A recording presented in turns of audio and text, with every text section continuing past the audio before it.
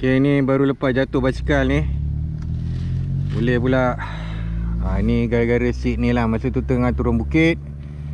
Lepas tu aku boleh tergolek jatuh. Saya baik Apple ada. Tengah kayuh dengan Apple.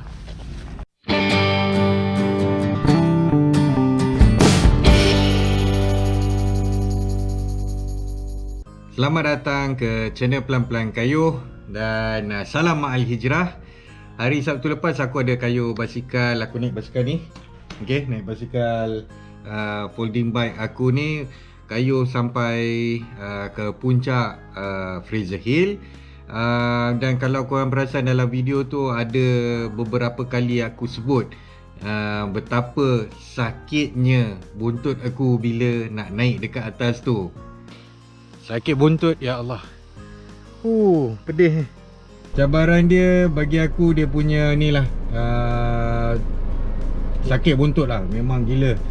Sebenarnya aku dah memang perasan dah. Aku punya saddle yang sedia ada dekat folding bike ni, dia bukanlah satu saddle yang selesa.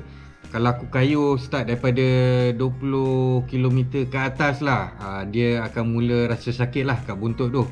Jadi aku ada buat kajian sikit lah. Aku research sikit, aku survey kan. Survey. Memang of course antara yang ramai orang suggest dekat aku, saddle jenama Brooks lah. Tapi tengok harga tu aku tak adalah beli kan dia punya saddle tu. Dan lagi satu aku ada jumpa, okay, nama dia Spongy Wonder. Okay, dia sebenarnya menggunakan saddle yang jenis dia orang panggil noseless saddle ataupun hornless saddle.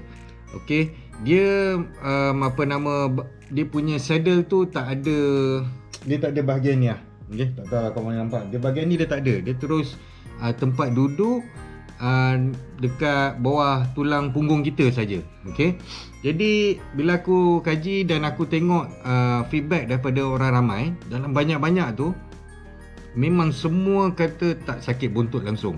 Okay, tak ada yang kata seat tu tak bagus ke, tak efektif ke apa. Jadi aku mula-mula berminat agak lah nak beli saddle tu. Tapi bila tengok harga dia kalau tukar duit Malaysia ni antara 500 ke 600 ringgit lah. Tak termasuk penghantaran, sebab dia buat dekat Canada kot, tak silap aku. Jadi aku pun tengok lah, biasalah, next option tengok dekat dalam Shopee lah.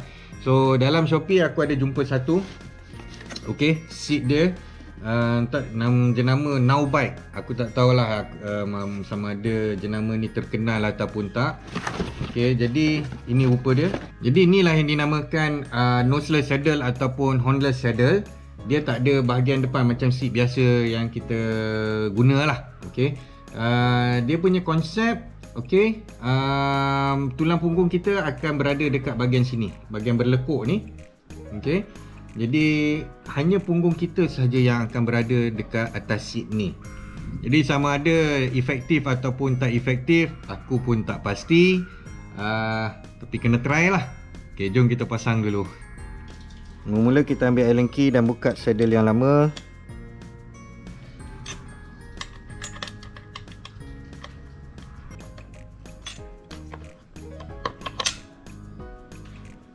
Lepas tu kita pun letak yang baru punya. Okay, yang ni nak kena tengok sikit.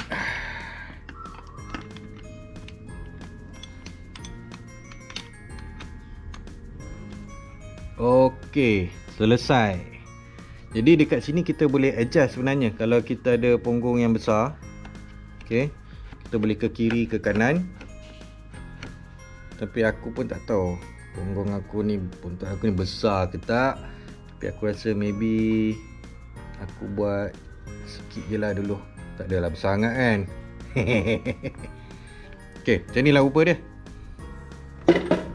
Okay, jadi dah pasang. Macam ni lah rupa dia.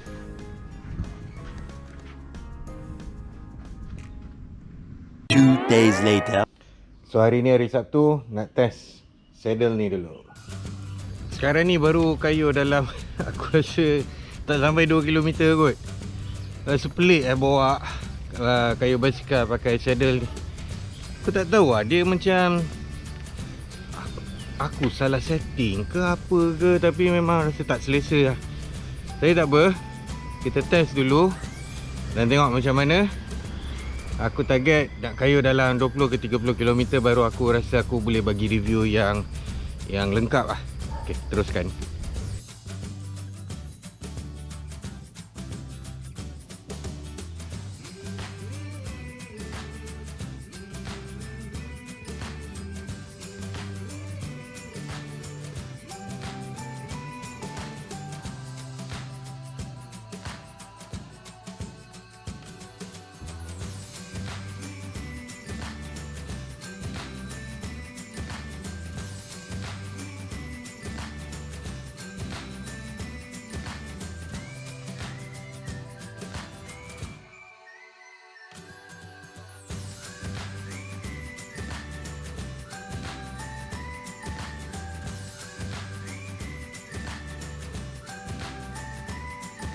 Okay, ni baru lepas jatuh basikal ni.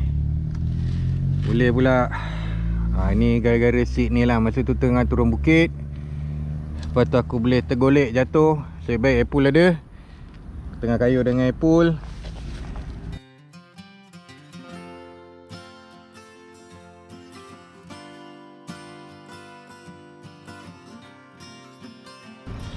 Okay, hari ni aku dapat kayuh antara 12 ke 15 km je. Nanti aku beritahu lah kenapa tak jadi sampai 20 ke 30 kilo. Dan aku akan bagi review penuh pendapat aku tentang noseless saddle ni. Ok, balik rumah dulu. Ini pendapat aku tentang noseless saddle ni. Pertama, aku nak cerita dia punya kebaikan dulu. Kebaikan yang paling ketara, aku rasa bila aku kayuh tu, celah kangkang memang rasa tak sakit. Sebab dia tak ada nose kan. Jadi dia okey, dia memang rasa selesa dari segi yang itu. Tapi aku dapati lebih banyak bagi aku keburukan daripada kebaikan. Satu dia punya keburukan dia ialah aku rasa dia punya tempat macam dia ada ruang ni, macam lubang ni, dia tak kena dengan tulang punggung aku. Aku dah adjust banyak kali pun dia tak selesa. Jadi bagi aku rasa tak syok lah bila kayuh.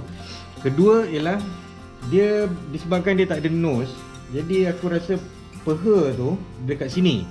Jadi dia macam kita tak bebas lah, dia cuma boleh turun naik macam ni. Dia rasa macam tak berapa syok. Dan disebabkan rasa tak berapa syok tu, aku rasa bila kayuh tu, tadi pun aku tak boleh nak kayuh laju. Aku pun tak tahu pasal apa, dia rasa macam berat. Dan biasanya ada satu bukit tu dekat area rumah aku ni, diorang panggil Bukit Sekolah Cina. Biasanya kalau aku panjat tu tak ada masalah lah. Tapi tadi sebenarnya bila aku try tadi, tak dapat kayuh sampai atas. Aku pun tak tahu kenapa, dia rasa macam berat. For some reason dia rasa berat. Okay, dan lagi satu, disebabkan aku tak selesa apa yang terjadi tadi masa tengah turun bukit. Aku rasa tak selesa. Aku tengah cuba nak adjust buntut aku kan. Jadi bila tengah nak adjust tadi, aku rasa mungkin terslip ke apa tadi, aku jatuh basikal tadi. Dia adalah luka sikit ni, tak adalah apa sangat pun sebenarnya. Tapi secara kesimpulan dia, apa yang aku dapati, aku tak recommend lah beli yang ni. Melainkan memang korang rasa macam kalau dia muat bentuk fizikal korang punya buntut tu, mungkin boleh lah kot. Tapi overall aku tak recommend lah. Okay, mungkin juga aku setting tak betul, aku tak tahu. Tapi yang pasti lepas ni aku tukar balik lah saddle yang lama. So itu saja untuk hari ni. Jumpa lagi dalam video akan datang.